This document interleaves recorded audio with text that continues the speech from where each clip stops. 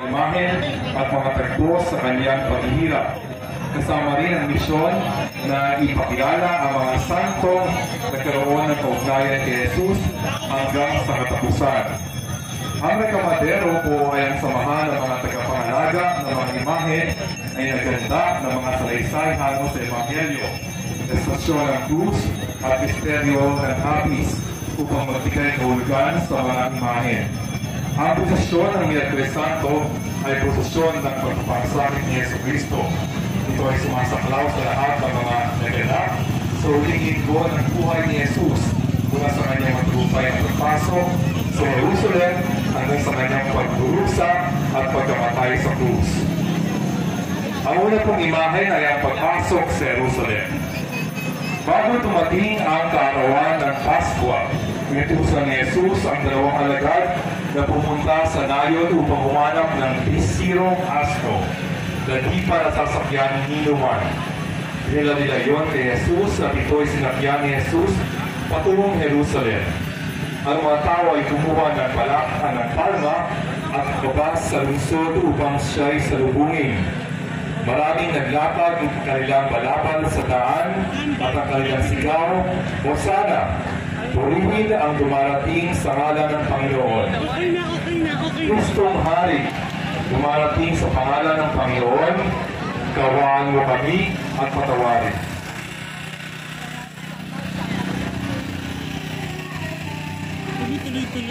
Dalawang imahen, ang imahen ni San Pedro. Siya'y kilalang sa Simon, taga Bethsaida, Galilea, na isang mangingisda. Siya ay kapatid ni Andres. Sinabi sa kanya ng Panginoon, ikaw ay Pedro, at sa ibabaw ng batong ito ay tatayo ko ang aking iglesia.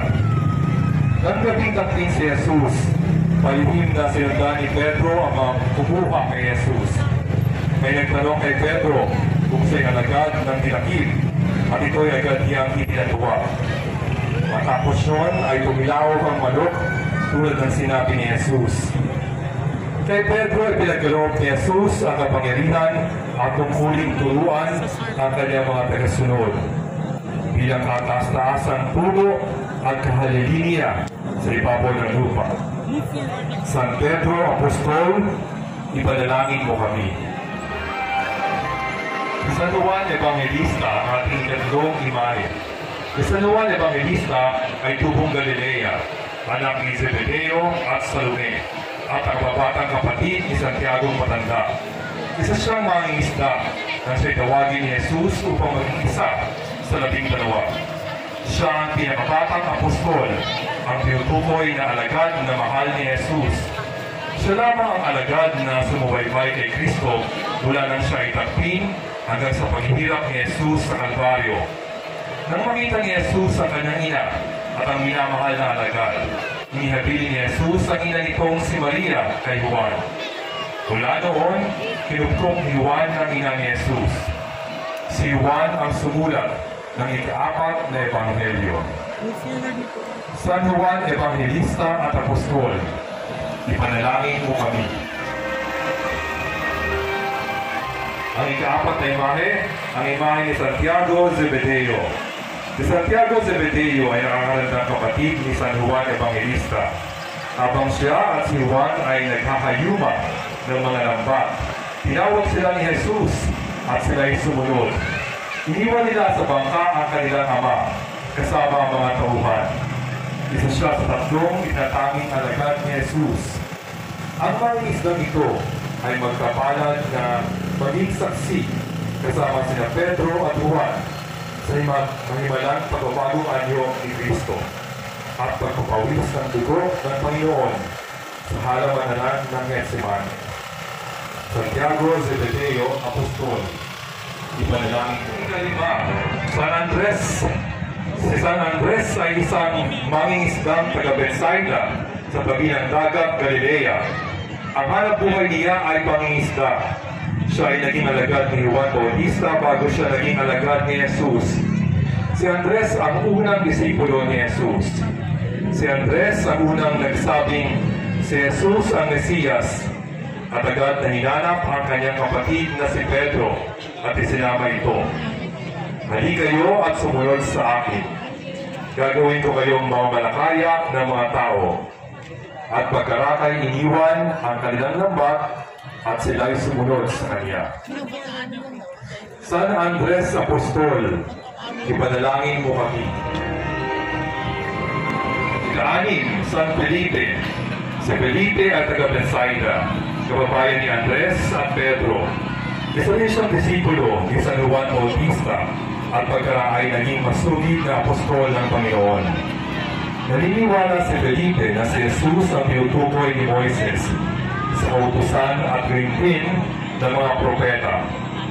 Sa uling hapunan, ay hiling niya kay Jesus na ipakita sa kanila ang Ama at siya'y sinagot nito. Matagal na ninyo akong kasama, Felipe. Di yata hindi mo pa ako nakikilala. Ang nakakita sa akin ay nakakita na sa Ama. Ikapito, San Bartolome. Si San Bartolome ay mula sa bayan ng Cana sa Galilea. Siya ang kaibigang hinikayat ni Felipe upang makilala si Jesus. May pag-aalinlangan siya ng tapat niyang winika kay Felipe. May mabuti bang nagmumula sa Nazareth? Nang makilala siya ni Jesus, sinabi ito, "Hayan ang tunay na Israelitang walang pagkukunwari. Kung ito man ay pagtuliksa sa mga taga-Nazareth, ito'y kanyang nabawi nang aminin niyang si Jesus, ang anak ng Diyos, Hari ng Israel." San Bartolome Apostol, ipanalangin mo kami. Ikawalo, San Mateo. Pinatawag din siyang Levi. Isa siyang taga-Galilea at isang maningil ng buwis. Sinabi sa kanya ni Jesus, "Sumunod ka sa akin." Tumindig si Mateo at sumunod.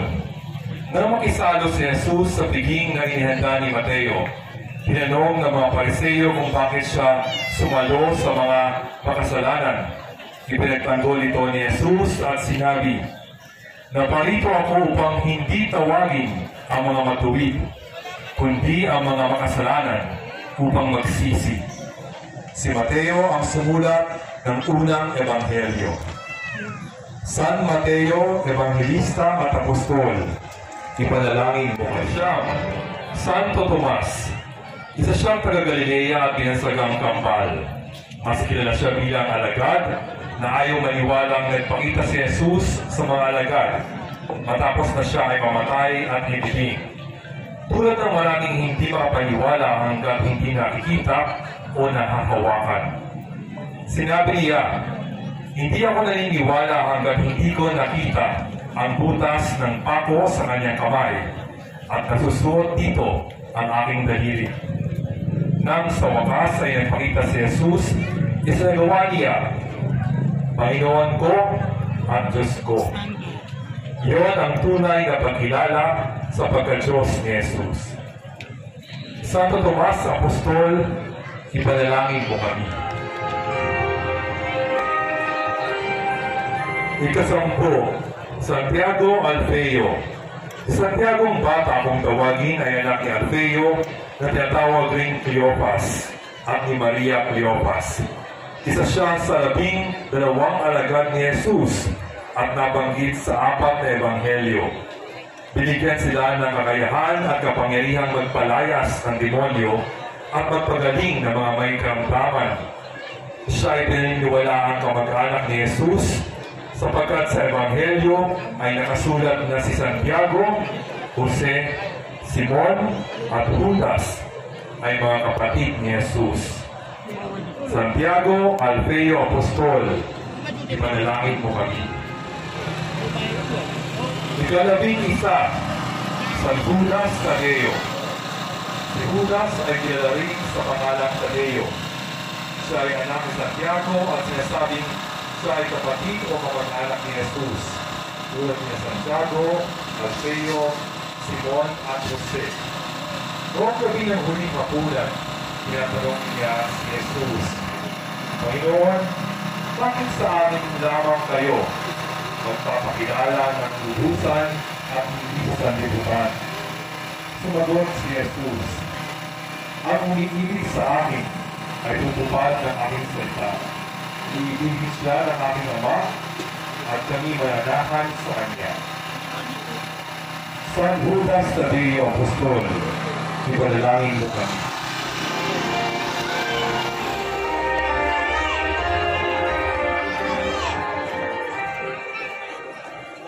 Ikalabing-2, San Simon. Si Simon ay isa sa 12 alagad ni Jesus at isa rin sa sinasabing kapatid ng Panginoon. Kilala siya bilang Simon Camaneo at Simon Makabayan dahil sa kanyang masidhing paniniwala at pagtatanggol sa kanilang pananampalataya at sa batas at tradisyon ng mga Hudyo. Ang mga katulad niya ay laban sa mga layuhang Romano sapagkat ang kanilang pananaw, ang Israel ay para sa mga Israelita lamang. San Simon Apostol, ipanalangin mo kami. Pang-13 at una sa mga akto, ang paglilinis ng templo. Pagdating nila sa Jerusalem, pumasok si Jesus sa templo. Nakita niya dito ang mga nagbibili ng mga baka, tupa, at mga kalapati, at ang mga namamalik ng salapi. Kanyang ipinagtabuyan ang mga nangangalakal. Isinabog ang salapi at ipinataob ang kanilang kapal. Sinabi niya, nasusulat, ang aking bahay ay tatawaging bahay dalanginan ng lahat ng mga bansa. Ngunit, ginawa ninyong pugad ng mga magnanakaw. Kristong nilinis ang templo at pinalayas ang mga mandaraya at magnanakaw.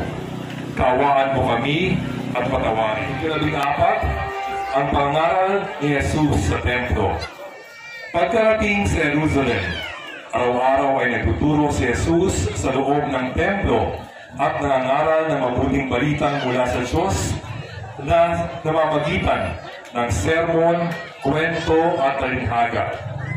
Marami ang lumalapit sa kanya kung kaya't nagagalit ang mga Pariseo. Pinagsikapan ng mga punong saserdote, ng mga eskriba at ng mga pangunahin ng bayan na siya'y ipapatay. Subalit wala silang nakitang paraan upang maisagawa ito sapagkat taimtim na nakikinig sa kanya ang buong bayan. Kristong nangaral tungkol sa kaharian ng Diyos, kaawaan mo kami at patawarin. Pang-15, ang paghuhugas ng paa ng mga alagad. Nang sila ay nag-aabunan, tumindig si Jesus. Naghubad ng panglabas na damit at nagbigkis ng tuwalya. Nagbuhos siya ng tubig sa palanggana at hinugasan ng paa ng mga alagad. Paglapit niya kay Pedro, tumutol ito. Sinabi ni Jesus, kung hindi kita huhugasan, wala kang kaugnayan sa akin. Sinabi ni Pedro, Panginoon, hindi lamang ang mga paa ko, kundi pati ang aking kamay at ulo. Kristong hinugasan ang paa ng mga mahal niyang apostol. Kaawaan si Jesus sa huling hapunan. Nang dumating ang bisperas ng Paskwa, naghanda ng hapunang pang-Paskwa ang mga alagad sa isang silid sa itaas ng bahay na tinuro ni Jesus. Nang gabing iyon, lumulog sa hapag si Jesus kasama ang 12 alagad. Samantalang kumakain, lumampot ng tinapay si Jesus at matapos magpasalamat sa Diyos ay kanyang pinagpira-piraso at ibinigay sa mga alagad at buhinika. Kunin niyo ito at kanin. Ito ang aking katawan.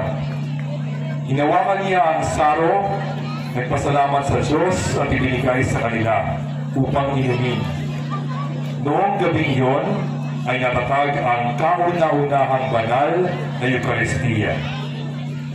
Kristong nagtatag ng banal na Eucharistia na nagbibigay ng buhay na walang hanggan. Kaawaan mo kami at patawarin. Ika-17, ang panalangin sa hardin ng Getsemani. Matapos ang hapunan, umawit ang mga alagad ng mga himno at nagtungo sa bundok ng Olivo.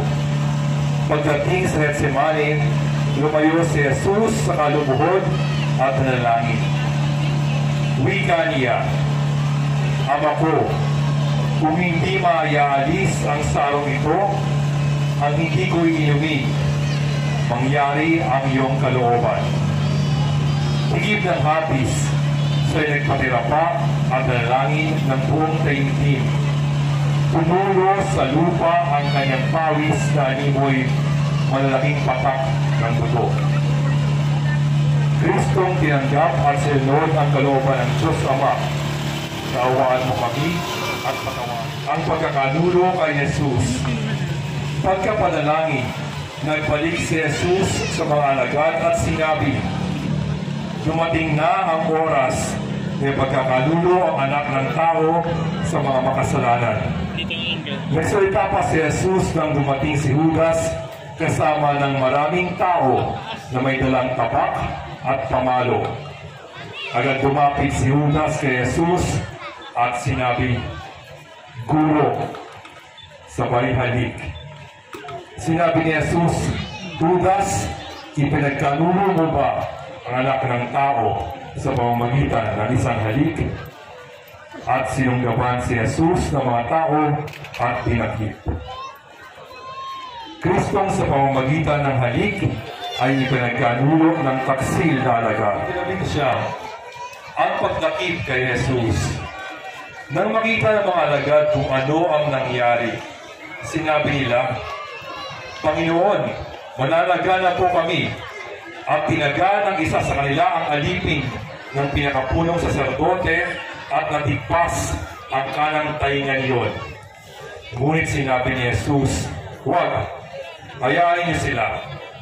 Hinipo niya ang tainga ng alipin at pinagaling. Pagkatapos, sinabi ni Jesus sa mga dumakip sa kanya, araw-araw, nagtuturo ako sa templo. Subalit panahonin niyo ngayon at ang kapangyarihan ng kadiliman ang namamayani. Kristong walang awang dinakip at ginapos ng mga kamponmas. Dinalan si Jesus sa bahay ni Caifás, ang pinakapunong saserdote. Tinanong ni Caifás si Jesus, ikaw ba ang Mesiyas, ang anak ng Diyos? Sumagot si Jesus, ako ba? At makikita ninyo ang anak ng tao na nakaupo sa kanan ng makapangyarihan sa lahat. Nang marinig iyon ni Caifás, hinarap niya ang kanyang kasuotan at sinabi, ito'y kalapastanganan sa Diyos.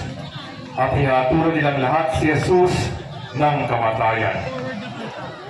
Kristong inakusahan ng mga matatanda ng bayan ng pagkalapastangan sa Diyos. Ipinatawag ni Pilato ang mga punong saserdote at sinabi sa kanila, isinagdal ninyo ang taong ito sa kasalanang panunulsol. Siniyasat ko siya sa inyong harapan at napatunayan kong walang katotohanan ang mga paratang ninyo. Wala akong makitang dahilan upang siya ipapatay. Kaya't ipapahagupit ko lamang siya at saka palalayain. Kaya't ipinakuha ni Pilato si Jesus. Siya ay hinubaran, iginapos sa isang haliging bato at hinagupit. Kristong iginapos at hinagupit sa haliging bato. Kaawaan mo kami at patawarin. Talumpagin ni Jesus. Si Jesus ay hinagupit ng 40 ulit ayon sa batas ng mga Romano. Ang panghagupit ay may tinik na bakal sa dulo na bumabaon at pupunit sa balat at laman. Puro ng sugat ang kanyang katawan. Sa tindi ng latay at sugat, siya'y duguang bumagsak at nahandusay sa sahig. Ang kabanal-banalang katawan ni Jesus ang kanilang nilapastangan. Kristong nakahandusay at nalugmok sa pagpapahirap ng mga masamang tao. Kaawaan mo kami at patawarin. 24. Ang pagpapakumbaba. Si Jesus ay dinala ng mga kawal ng gobernador sa Pretorio. Hinubaran siya at sinuotan ng isang balabal na pulang-pula. Naglikaw sila ng halamang matinik at ipinutong sa kanya. Saka pinaghawak ng isang tambok at palibak siyang niluhod-luhuran at pinati. Mabuhay ang hari ng mga Hudyo. Siya'y pinagluluhuran, kinuha nila ang tambok at siya'y pinaghampas sa ulo. Kristong kinutiyak, nilibak, at pinutungan ng koronang tinig. Kaawaan mo kami at patawarin.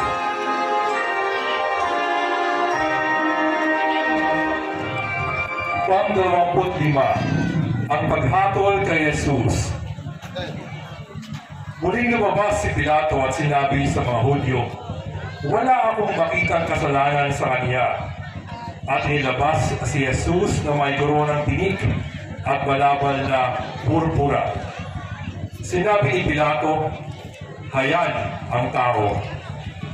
Nagsigawan ang mga tao at hiningin ipako si Jesus sa krus. Dahil ayon sa kautusan, ang parusa sa nagpapanggap na anak ng Diyos ay kamatayan.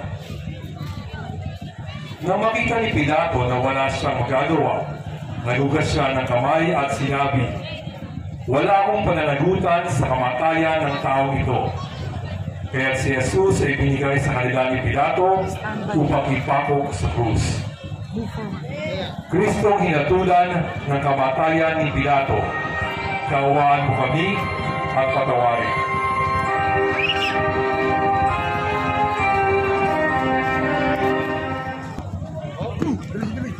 Ang pagtanggap ni Jesus sa krus. Matapos silang kutyanin si Jesus, inalis nila ang nilagay na bulang balabal at isinuot sa kanya ang sariling damit. Nang muling alimurahin nila si Jesus, siya ay nagtiis at hindi lumaban, kundi na italaga niya ang sarili para sa kapatawaran ng mga kasalanan ng mundo. Pagkatapos, ipinatong nila kay Jesus ang mabigat na krus at siya nilabas patungong Kalbaryo. Tinanggap niya ang krus ng buong kababaang loob, ng buong puso, sapagkat iyon ang magiging katubusan ng sangkatauhan. Kristong tinanggap ang krus ng hatol na kaparusahan. Kaawaan mo kami at patawarin. 27. Ang pagpapasan ng krus. Kinuha nga ni Jesus, ipinadala sa kanya ang isang mabigat na krus. Lumabas sila sa bakura ng lungsod patungo sa lugar na kung tawagin ay buok ng dugo. Pinasa ni Jesus ang kasalanan ng daigdig. Nilakad niya ang landas ng kahihiyan at pagpapakasakit. Ito ang pauna niyang ipinahiwatig sa kanyang mga alagad nang sinabi niya, "Kung may ibig sumunod sa akin, itakwil ang kanyang sarili at kunin ang kanyang krus at sumunod sa akin." Kristong pinarusahan na magpasa ng krus ng kamatayan. Kaawaan mo kami at patawarin.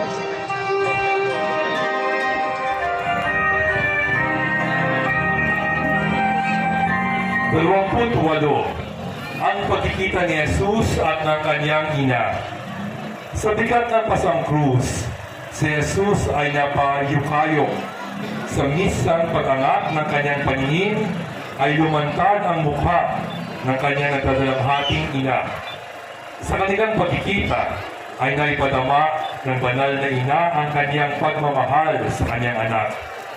At sa gitna ng di magkamayaw ng mga tao, si Jesus ay nagkamit ng panibagong lakas nang makita ang malungkot ngunit mapayapang titig ng kanyang mahal na ina. Di mapawing kalungkutan, ninais pa ni Maria na sa kanya napataw ang paghihirap ni Jesus kaysa sa pagkakalayo nilang mag-ina. Kristong sa daan ng pagpapakasakit ay nasa lubong ang kalunus-lunos at nahabag niyang ina. Kaawaan mo kami at patawarin. Jesus Nazareno. Mabigat na krus ang ipinatong sa sugatang balikat ni Jesus.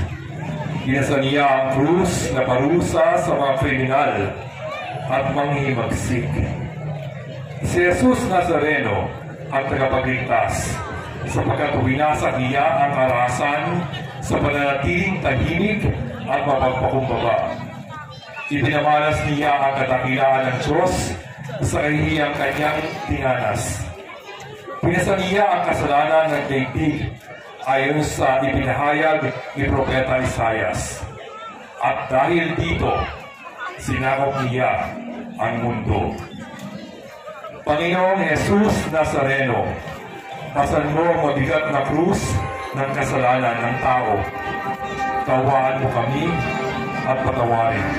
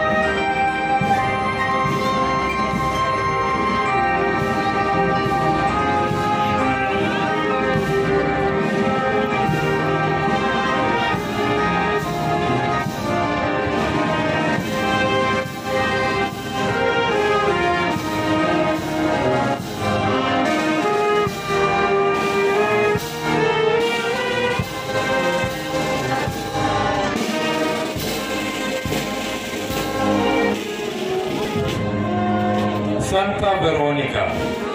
Ang kwento ng ika-aling na estasyon sa tradisyonal na daan ng krus ay nagpapahalaga sa isang mahabaging babae at sa kanyang ginawa samantalang naghihirap si Jesus sa pagpapasa ng krus.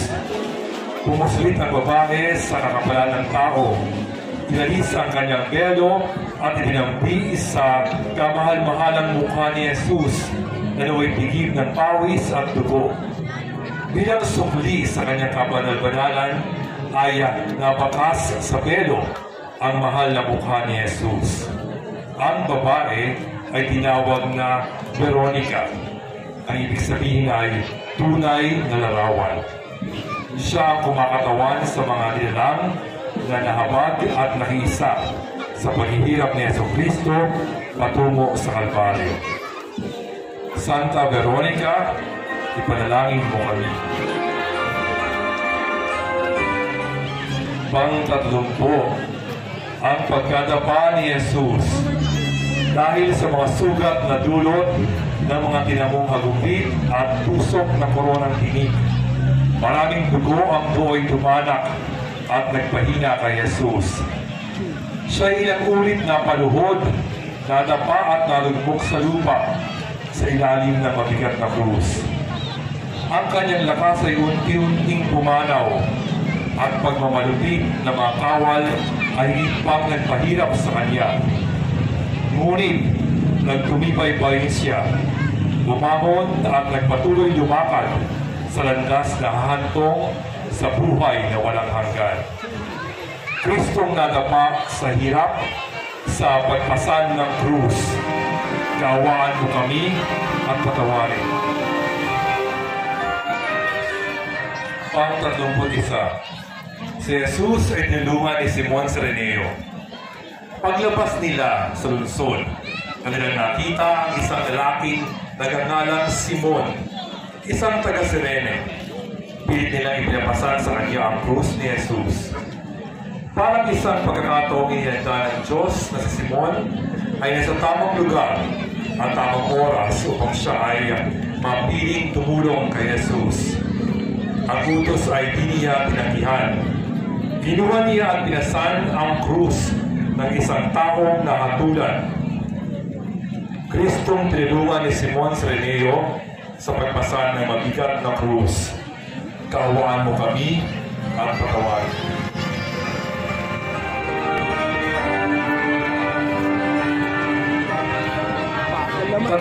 Dalawa. Si Jesus ang kakababaihan ng Jerusalem. Napakaraming taong nakamasid lamang sa pagdurusa ni Jesus habang pinapasa ng mabigat na krus. Ngunit may ilan ding sumunod sa kanya. Kasama dito ang mga babaeng taga-Jerusalem. Sa pagkikita nila sa paghihirap ni Jesus ay halos nagdurog sa lumbay ang mga puso ng mga banal na babae at sila naghoy at tumatagis dahil sa kanya. Niluhod nila si Jesus at sinabi, "Mga kababaihan ng Jerusalem, huwag ninyo akong tangisan. Ang tangisan ninyo ay ang inyong mga sarili at ang inyong mga anak. Kristo mapagmahal at mapagkalinga na tinangisan ng mga kababaihan ng Jerusalem. Kaawaan mo kami at patawarin." 33. Si Jesus ay inubara ng damit. Nang tumating sa Kalbaryo, si Jesus ay nihanda agad sa krus. Ang kanyang damit ay hinubad sa duguan niyang katawan. Nabuksan muli ang mga sugat at nanumbalik ang kirot at hapito. Pagkatapos, kinuha ng mga kawal ang kanyang tinika at pinagsugalan. Naganap ang sinabi sa kasulatan. Pinagbahabahagi nila sa kanila ang aking mga damit at pinagpalapunutan ang suot ko. Kristong hinubara ng damit na tigmak ng kamahal-mahalan niyang dugo. Kaawaan mo kami at patawarin.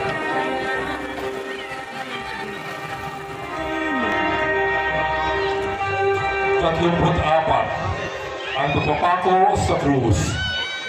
Ang krus ay iniga sa lupa at si Jesus at isinipa doon. Pinakuan ng walang awa ang kanyang mga kamay at paa. Sinabi ni Jesus, "Ama, patawarin mo sila sapagkat hindi nila nalalaman ang kanilang ginagawa." Ibinangon nila ang krus at ibilusok sa pagtitirikan ito sa pagitan ng dalawang tulisan. Nakasulat sa kanyang ulunan ang sakdal laban sa kanya. Jesus na taga Nazaret, ang hari ng mga Hudyo. Kristo ang kasanto-santuhang pagkamay na ipinako sa krus. Kaawaan mo kami at patawarin. Ang pagkamatay sa krus. Nakatayo sa tabi ng krus ni Jesus ang kanyang ina, ang mga kaibigan, pati ang mga babaeng sumunod sa kanya mula sa Galilea. Nang makita ni Jesus ang kanyang ina, ang minamahal niyang alagad sa tabi nito, kanyang sinabi, "Ginang, narito ang iyong anak." At sa alagad, narito ang iyong ina. Nang mag-iikalabing-2 ng tanghali, nagdilim ang buong lupain.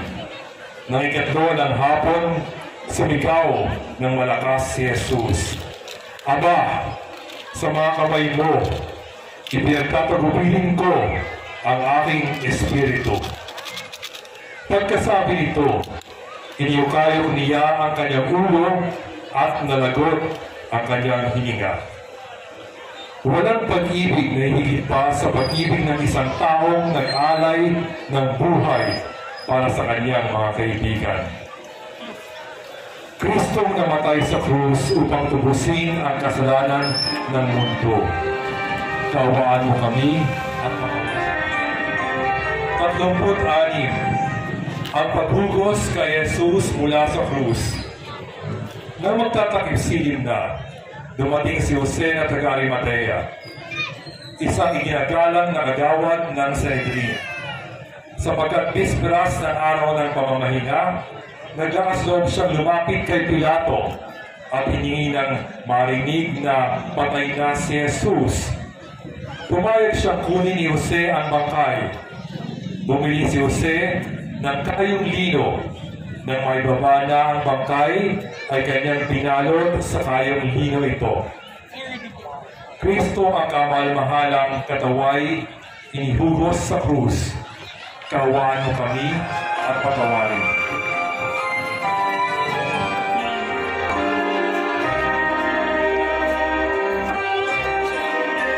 Tatlongput-pito. ang pagkababa sa krus. Noong araw ng paghahanda at araw at ayaw ng mga Hudyo na manatili sa krus ang mga bangkay sa sumusunod na araw ng pamamahinga. Kaya hiniling nila kay Pilato na baliin ang mga binti ng mga naipako upang mapadali ang kanilang kamatayan. Ngunit pagdating nila kay Jesus at nakitang patay na siya, hindi na nila binali ang kanyang binti. Nangyari ito upang matupad ang sinasabi sa kasulatan. Walang mababali isa man sa kanyang mga buto. Nang magtakip-silim, dumating ang dalawang tagasunod ni Jesus na kapwa-kagawad ng Sanhedrin.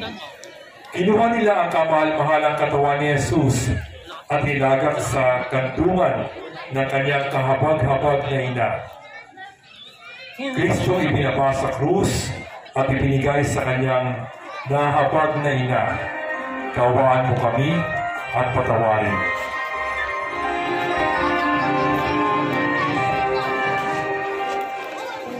Tatlumput-walo. Inang nag-iisa.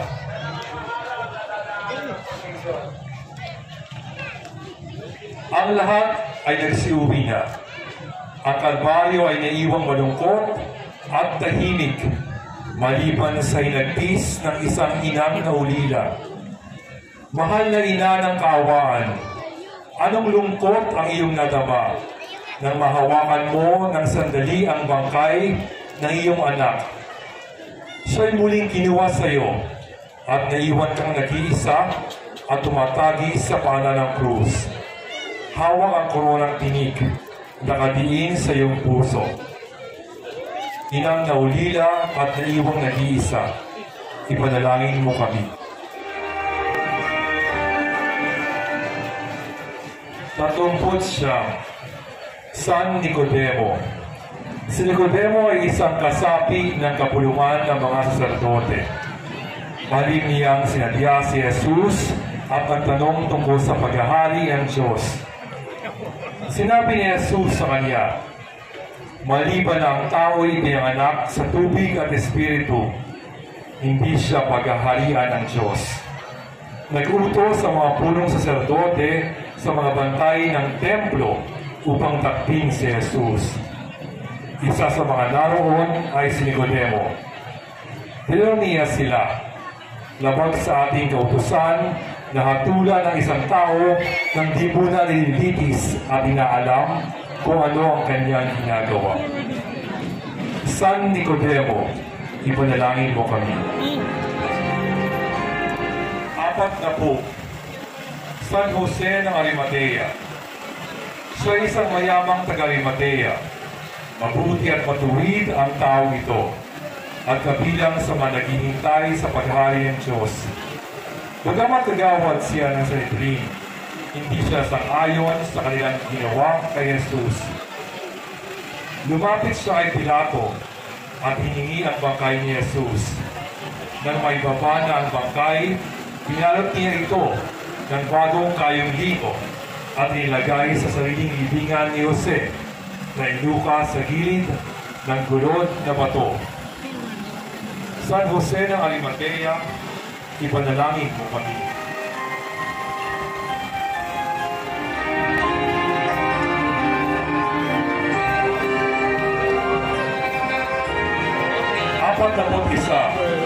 San Lazaro ng Betania. Siya ay matalik at tapat na kaibigan ni Jesus. Nakatira siya sa Betania kasama ang mga kapatid niya sila Maria at Marta. Nagkasakit si Lazaro, kaya nagpasabi kay Jesus ang magkapatid. Sinabi ni Jesus, hindi magwawakas sa kamatayan ang sakit na ito. Nangyari ito upang mapangaralan ang Diyos. Sa pamamagitan nito'y maparangalan ang anak ng Diyos. Nang makarating si Jesus sa Betania, pinalis niya ang bato sa libingan, nanalangin sa Ama, at pagkatapos ay tinawag si Lazaro.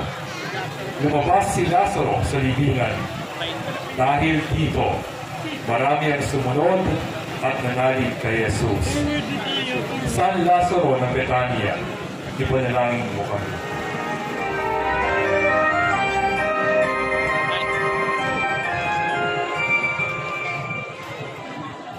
42.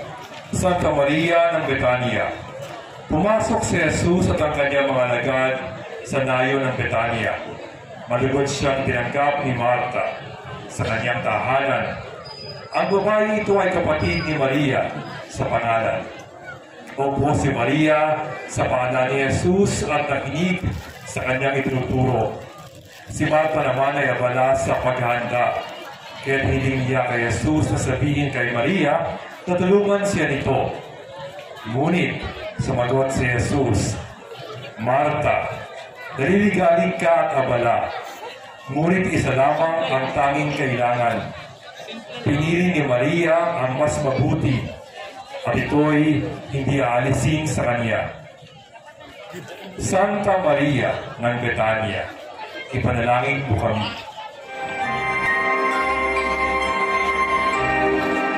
43. Santa Marta ng Betania.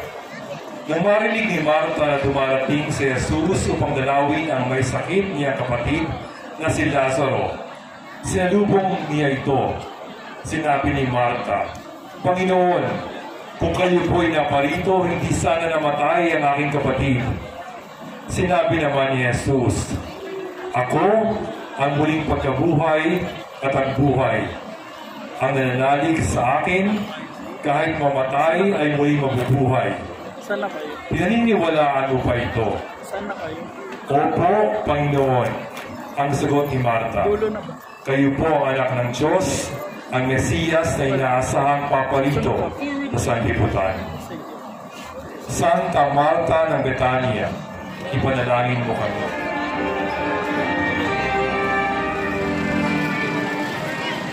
44. Santa Juana. Si Juana ay isa sa mga babaeng pinagaling ni Jesus sa masamang espiritu at mga karamdaman.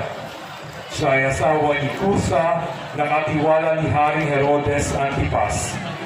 Simula noon ay naglingkod siya kay Jesus at sa 12 alagad. Siya at ilan pang mga babae ay sumunod kay Jesus sa kanyang pangaral. Ang ari-arian nila ay itinustos nila sa pangailangan ni Jesus at ng kanyang mga alagad. Si Juana ay kasama ng mga babaeng dumalaw sa libingan ni Jesus. Santa Juana, ipanalangin mo kami. 45. Santa Maria Cleopas. Siya ay ina ni Santiago Bata. Siya rin ang pinutukoy na asawa ni Cleopas. Naniniwalaan sa tradisyong Kristiyano na siya ay asawa ni Cleopas na batang kapatid ni Jose na ama ni Jesus. Si Maria Cleopas ay tinatawag rin na Maria, ina ni Santiago o Maria Jacobe.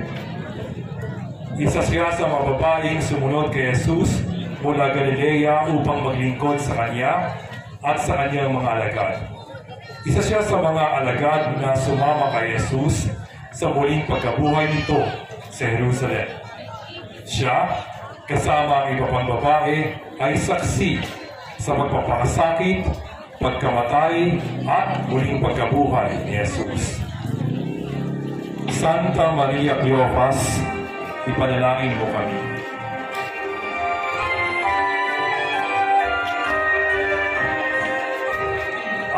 46. Santa Maria Salome.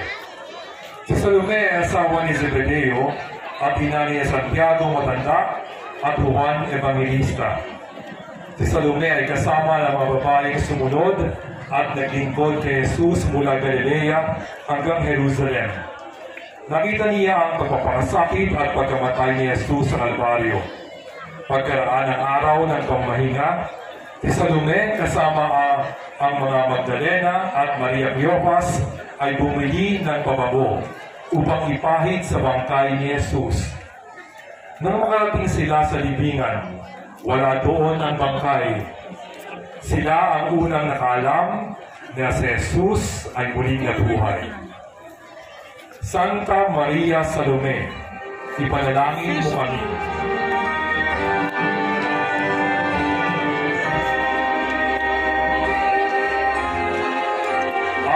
47. Santa Maria Magdalena. Si Magdalena ay naging alagad ni Jesus nang paalisin nito ang 7 demonyong sumapi sa kanyang katawan. Naglingkod siya at sumunod kay Jesus hanggang Jerusalem. Kasama siya ng ina ni Jesus at ni Juan sa paanan ng krus hanggang si Jesus ay bawian ng buhay at ilibing. Umagang-umaga ng araw ng linggo, ang mga babaeng lingkod ni Jesus ay nagtungo sa libingan, dala ang pabangong ipapahid sa bangkay. Nauna si Magdalena at naratnan niyang naalis ang batong panakip sa libingan. Wala doon ang bangkay ni Jesus. Umiiyak siya nang biglang magpakita si Jesus na muling nabuhay. Sinabi ni Jesus sa kanya, "Pumunta ka sa aking mga kapatid at sabihin mong aakyat ako sa aking Ama at ng inyong Ama, sa aking Diyos at inyong Diyos." Santa Maria Magdalena, ipanalangin mo kami. 49. Ina ng Hapis. Ina ng Hapis, anong pasakit ang inyong pinamo sa pagiging ina ni Kristo? Sa una pa man simula, ang lahat ay tinanggap mo ng iyong winika sa anghel. Ako'y alipin ng Panginoon. Mangyari nawa sa akin ang iyong sinabi. Di ba sukat ang iyong lungkot na iyong marinig ang mapait na hula sa sanggol na si Jesus? Anong tindi ng iyong takot na itakas ninyo ang sanggol patungong Ehipto?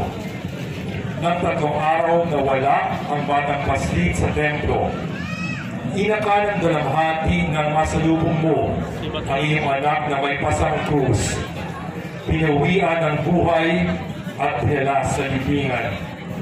Inang matiisin, ina ng 7 hapis, matindig damdamin ang dumi mo sa iyong puso sa sinapit ng iyong anak na si Jesus.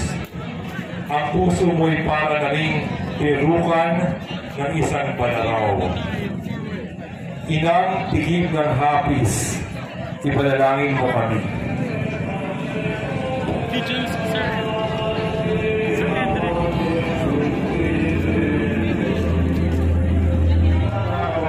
Sa inyong pagsama sa ating sama-samang pagninilay sa ating katekismo at panalangin ngayong prosesyon ng pagpapakasakit ni Yesu Cristo, Miyerkules Santo. Makikita po tayo sa Biyernes Santo para sa isang buwan ng mga prosesyon at ang paglilibing at katekismo.